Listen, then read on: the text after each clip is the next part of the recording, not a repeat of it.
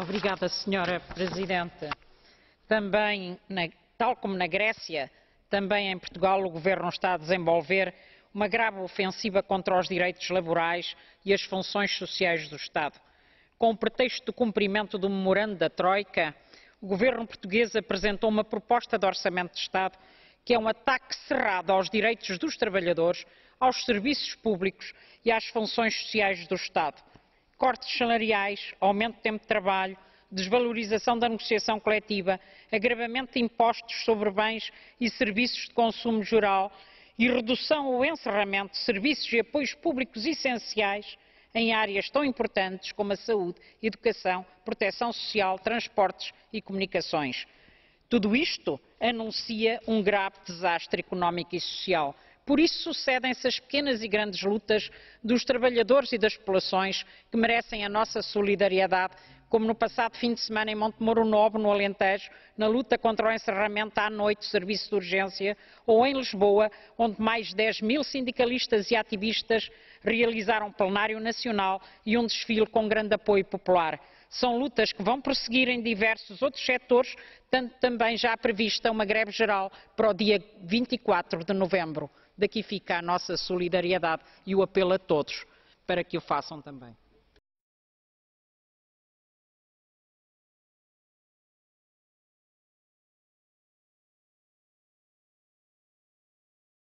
Muito obrigada, Senhora Presidente. Neste debate não se pode ignorar a situação social que se vive nesta União Europeia, com cerca de 1/3 dos trabalhadores em situação precária, com salários baixos, com 25 milhões de desempregados, sobretudo jovens e mulheres, a quem está a ser negado um futuro com dignidade. É por isso que, neste contexto, falar de incentivo à mobilidade dos trabalhadores, em muitos casos, significa incentivar o dumping social, o agravamento da exploração de quem precisa de um emprego num país diferente do seu, mesmo sendo de países da União Europeia. E por isso insistimos numa política de desenvolvimento e progresso social e no fim das políticas de austeridade que estão a agravar o desemprego, a pobreza e a exploração e que deixam os trabalhadores sem qualquer possibilidade de defesa da sua vida e das suas famílias. Muito obrigada.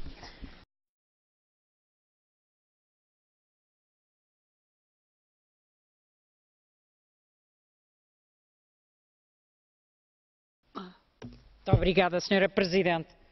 Lamentamos que se continue a insistir na liberalização dos serviços a nível da União Europeia, sem ter em conta o agravamento do fosso entre as economias dos Estados-membros. Em geral, liberdade de estabelecimento significa que os grupos económicos e financeiros dos países mais desenvolvidos se vão instalar com mais facilidade nos países de economias mais frágeis, contribuindo para a destruição de milhares de pequenas e médias empresas e do emprego, como está a acontecer em Portugal, em diversos setores, designadamente na área do comércio e serviços, na área das grandes superfícies e noutros setores. Por isso, desafiamos a Comissão Europeia a repensar a sua estratégia sobre a liberalização dos serviços, de modo a salvaguardar o emprego e o desenvolvimento dos Estados-membros de economias mais frágeis. Obrigada.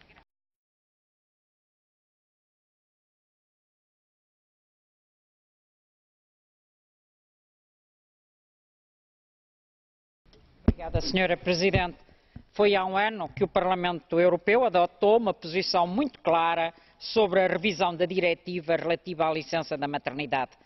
E começa a ser escandaloso que o Conselho não apresente uma proposta e mantenha a situação bloqueada, com total desrespeito pelo Parlamento Europeu e, sobretudo, as mulheres e homens que pretendem ter filhos e as crianças que são privadas desse apoio essencial nos primeiros anos de vida. É preciso não esquecer que a maioria do Parlamento Europeu aprovou um relatório que pretende aumentar o período mínimo de licença de maternidade das atuais 14 semanas para 20 semanas de licença de maternidade integralmente pagas.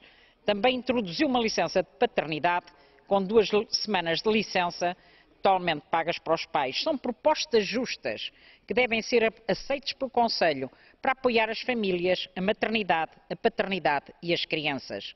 Não basta afirmar que se pretende aumentar a natalidade e depois não se atuar em conformidade, melhorando as políticas que lhe podem dar algum conteúdo. É completamente inaceitável a forma como o Conselho está a atuar, recusando qualquer negociação, deixando que se arraste uma injustiça para as mulheres trabalhadoras, para as mães e pais, mas sobretudo para toda a sociedade, tendo em conta o valor social da maternidade e da paternidade. É inadmissível que o Conselho tome uma atitude de autêntico menosprezo para com o Parlamento Europeu e não reaja às propostas que apresentamos, mesmo que haja Estados-membros com reservas. Esperamos, pois, que após este debate haja uma resposta positiva do Conselho. Muito obrigada.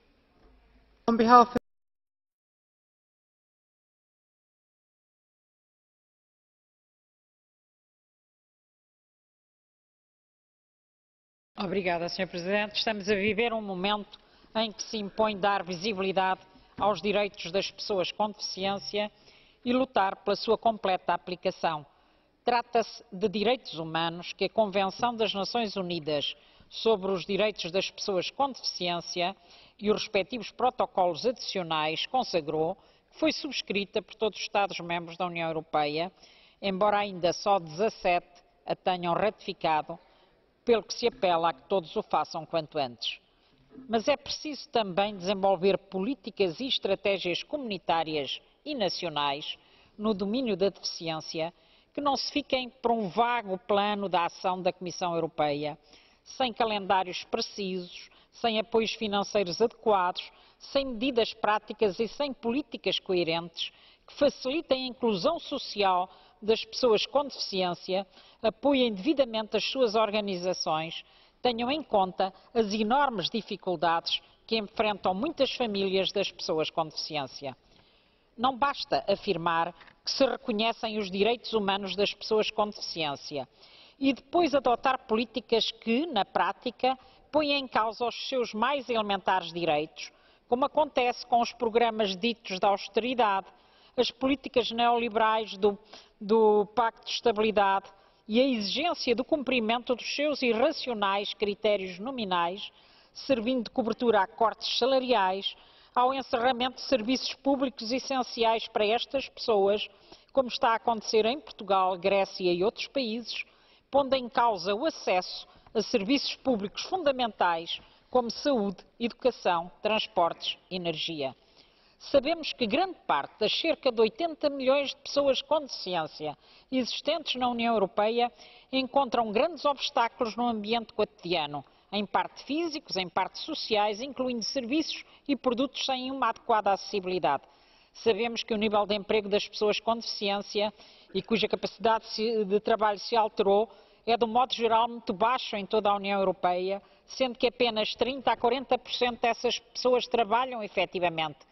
E a situação é ainda mais grave nos Estados-membros de economias mais frágeis. Embora se saiba que, como se refere num estudo da OIT, os trabalhadores com deficiência são capazes de alcançar resultados significativos se obtiverem um emprego compatível com a sua experiência, capacidades e interesses.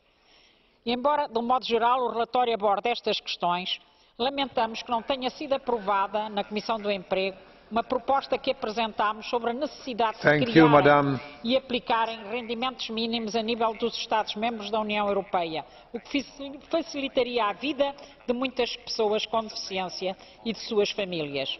Mas consideramos também que o PPE não deve avançar com a sua proposta sobre o artigo 53. O nosso resultado final vai depender também disso. Muito obrigada, Sr. Presidente.